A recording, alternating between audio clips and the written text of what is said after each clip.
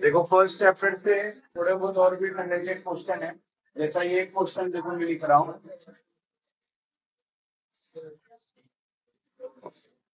148x plus 231y is equal to 527 और से 231x 148y is equal to 610। ठीक है, देखो कभी भी ऐसे आपको नंबर्स जो रहेंगे अगर इस तरीके से रिपीट होते हैं, क्रॉस में अगर नंबर रिपीट होते हैं 148 148 231 230, अगर ऐसा नंबर क्रॉस में कभी भी रिपीट होते हैं तो पहली बात तो आपको इसमें पूछेगा क्या,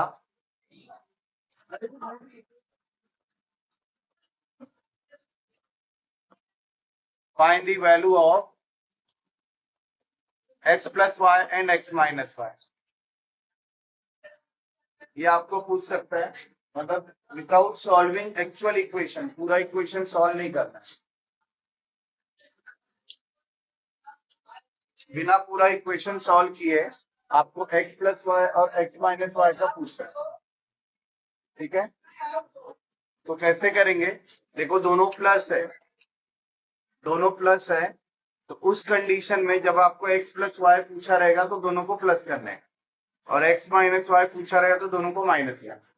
तो सपोज करो ये मैंने इक्वेशन 1 एज्यूम कर लिया और ये वाला इक्वेशन 2 एज्यूम कर लिया, तो दोनों को ऐड कर लो, एडिंग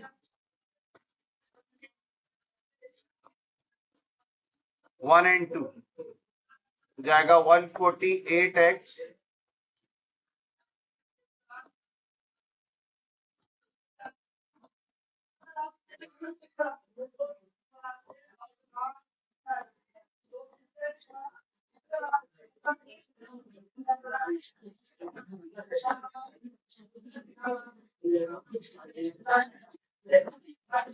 ऐड कर रहे हैं।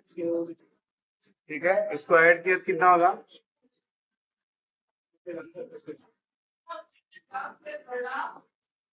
379x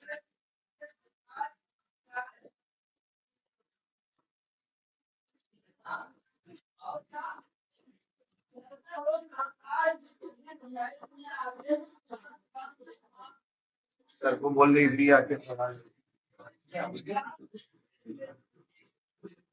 देखो 379 379 और इधर 1137 है। नॉर्मली यहाँ ऐसे ही नंबर आएगा जो इन दोनों के टेबल से डिवाइड होगा। ठीक है, तो ये आपका डिवाइडिंग बाय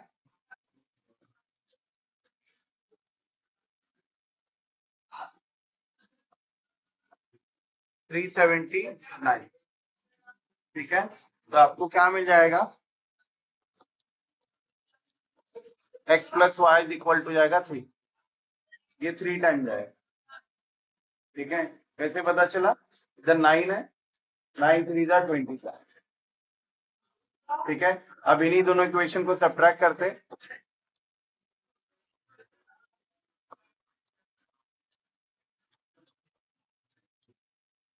सब्ट्रैक्टिंग इक्वेशन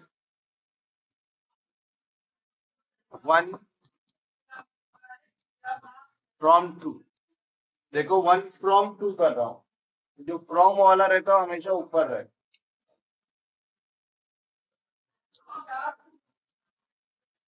वैसे तो किसी को भी ऊपर लिखो कोई प्रॉब्लम नहीं है।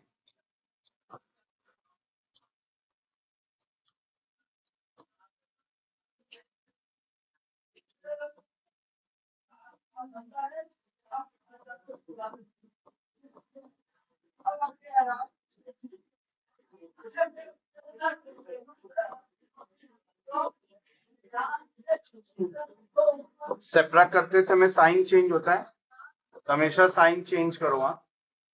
तो देखो ये 148 प्लस में तो जाएगा माइनस, 231 प्लस में तो जाएगा माइनस, ये माइनस। ठीक है, तो माइनस किया कितना हो जाएगा ये 231 में से 148 गया, कितना आएगा? कितना? 8।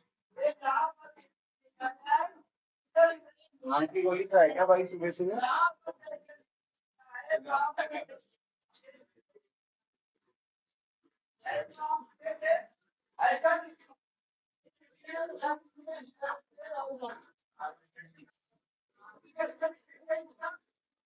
Eighty three.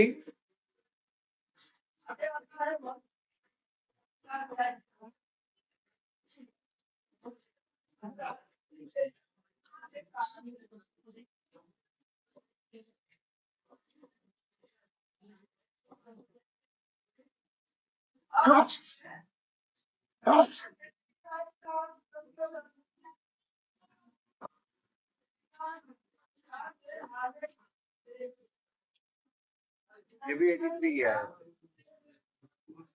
ठीक है। 231 में से 148, 83, 83, 83, सब 83 है।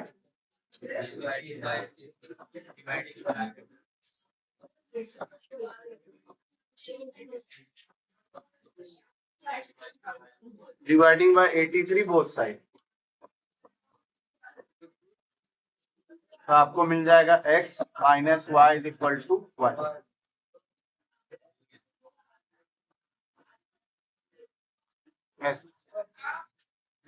मतलब बिना एक्चुअल सॉल्व किए पूरा इक्वेशन को बिना सॉल्व किए आपको सॉल्व करना है, ठीक है। तो एक बार प्लस करोगे, एक बार माइनस करोगे। अगर दोनों प्लस है तो पहले प्लस आएगा फिर माइनस आएगा, और अगर दोनों माइनस है तो पहले माइनस आएगा फिर प्लस। क्लियर?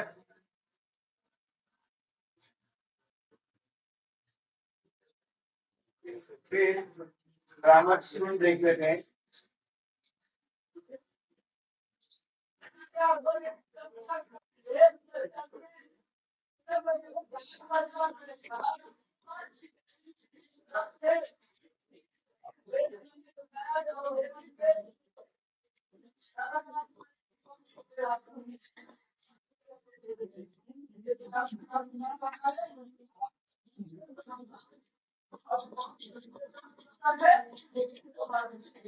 देखो, दो टाइप का क्वेश्चन इसमें ग्रामर से उनसे रिलेटेड पूछते हैं। क्वेश्चन रिलेटेड टू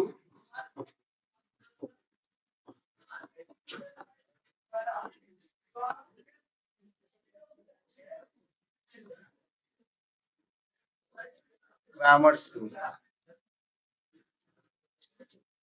पहला क्वेश्चन ये होता है, पहले टाइप का ये क्वेश्चन होता है कि solve the equation by using Cramer two, ठीक है। तो आपको इक्वेशन सॉल्व करना है। दूसरा कैसे टाइप का क्वेश्चन आता है, जैसे एग्जाम में नॉर्मली पूछा जाता है, फाइंड द वैल्यू ऑफ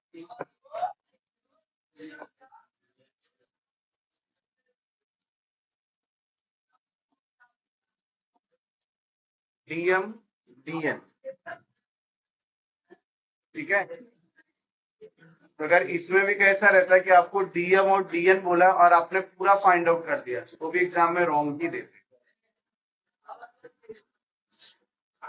ठीक है। तो ऐसा लिखा रहेगा bye using Cramer's rule find the value of DM और डीएन। तो तुम लोग का एग्जाम में कैसा होता है कि जैसे क्रैमर्स देखते हो तुम लोग धड़ाधड़ सॉल्व करना स्टार्ट कर, ये नहीं देखते कि उधर क्या निकालने को बोला है, क्या करने को बोला है। तो एटलीस्ट देखो उसमें कि क्या बोला हुआ है। आपको इसमें सिर्फ बोला है find the value of DM and DN, या ये बोल सकता है find the value of D, ठीक है। तो अगर पूरा सॉल्व करने को बोला रहे तो पूरा सॉल्व कर, अगर इनकेस पूरा सॉल्व करने को नहीं बोला हुआ है तो आपको जितना बोला रहेगा उतना ही निकाल के क्या करना, आपको छोड़ देना है। तो खैर फिलहाल मैं पूरा ग्रामर रूल ही आपको बता रहा हूँ, तो ध्यान से। पहले आपको इक्वेशन को अरेंज करना है। इक्वेशन को प्रॉपर्ली अरेंज किया, जो भी मेरा इक्वेशन होना चाहिए वो ax plus by is equal to c के फॉर्म में होना चाहिए। कोई भी क्वेश्चन रहेगा आपको इसी फॉर्म में रखना है, ग्रामर रूल के लिए तो खास। और दोनों इक्वेशन को क्या करोगे, दोनों इक्वेशन को एक के नीचे एक लिख लोगे, जैसा मैंने लिखा हुआ है, ठीक है। तो पहले हम लोग निकाल रहे हैं डी, पहले 2 लाइन बना दिया प्रॉपरली, ठीक है। जो आपको नंबर दिख रहा है ये दोनों को छोड़ के, ये दोनों को छोड़ के जो दिख रहा है वो as it is with sign, इधर है 4, ये 4, ये -2 और ये 3, ठीक है। अब मल्टीप्लाई करो, इसका इसमें मल्टीप्लाई,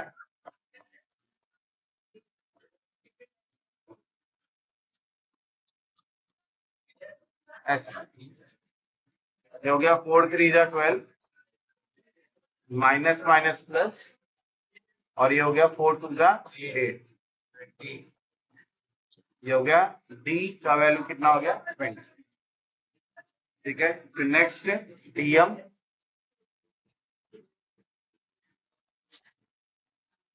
फिर से 2 बॉक्स, इधर एम आ गया तो एम को आप हाइड करो, ठीक है। एम आ गया तो आपको एम नहीं लिखना, इसकी जगह पर ये जो सी वाला टर्म है वो लिखना एज इट इज, तो जाएगा -4 16 -2 3, कोई वेरिएबल इधर नहीं होना चाहिए, और ये इक्वल टू ये सब लगाना है, क्योंकि आप लोग कभी कभी जल्दी जल्दी में इक्वल टू नहीं लगा रहे, इक्वल टू नहीं लगाए हो तो मीनिंग चेंज हो जाएगा। Multiply -4 into 3 minus of -2 into 16, ठीक है। -4 into 3 हो गया आपका -12, और ये हो जाएगा 16 2 जा 32, ये आपको मिलेगा कितना 20, क्लियर। नेक्स्ट डीएम के बाद डीएन,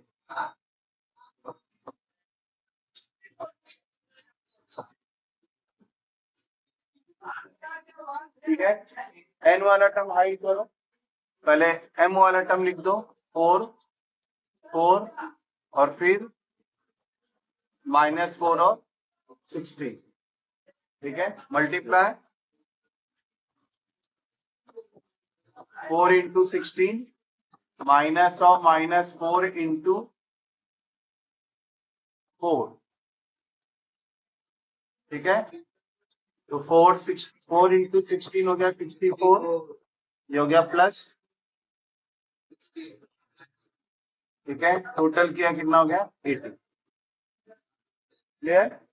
ये आपको इतना आ गया। अब एग्जाम में जो बोला रहेगा, अगर एग्जाम में बोला रहेगा find the value of D only, तो सिर्फ डी पे निकाल के छोड़ देने का।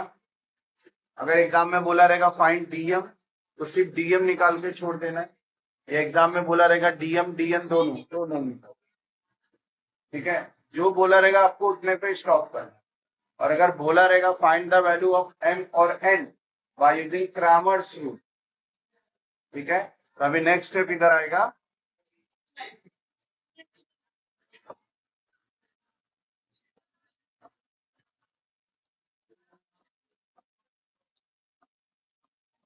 by using Cramer's rule.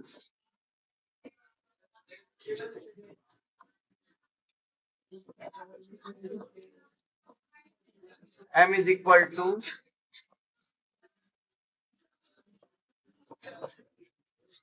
dm by d.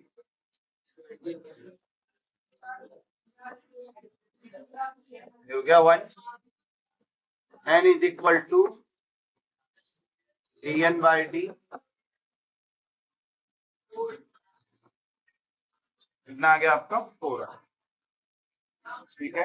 इससे ज्यादा और इससे बढ़कर और कुछ नहीं चाहिए, क्लियर। तुम लोग को एग्जाम में क्या टेक्स्ट बुक का देख के आदत है, या कहीं भी देख के आदत है ए बी बी सी ये सब लिखने का, वो सब कुछ नहीं लिखने का। ग्रामर्स रूल बोला तो यही,